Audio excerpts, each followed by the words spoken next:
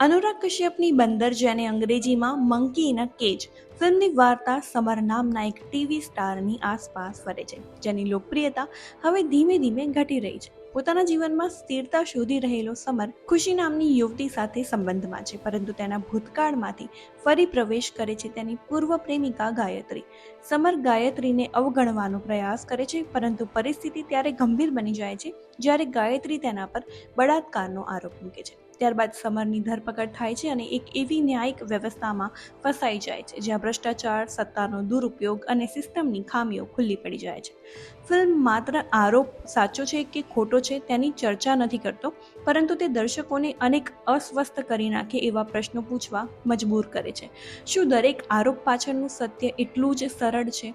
શું ન્યાયિક વ્યવસ્થા દરેક માટે સમાન રીતે કામ કરે છે? અને શું એક વ્યક્તિ મીડિયા ટ્રાયલનો ભોગ બની શકે છે? અનુરાગ કશ્યપ પોતાના અંદાજમાં અહીં કોઈ સરળ જવાબ આપતા નથી.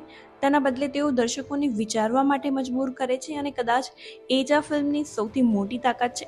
ફિલ્મનો સૌથી મજબૂત પાસો તેની સ્ક્રિપ્ટ અને વાસ્તવિક રજૂઆત છે. અહીં કોઈ મોટા મસાલા કે હીરોવાદ નથી, પરંતુ એક એવી વાર્તા છે જે તમને ફિલ્મ પૂરી થયા પછી ઘણા લાંબા સમય સુધી વિચારતા રાખે છે.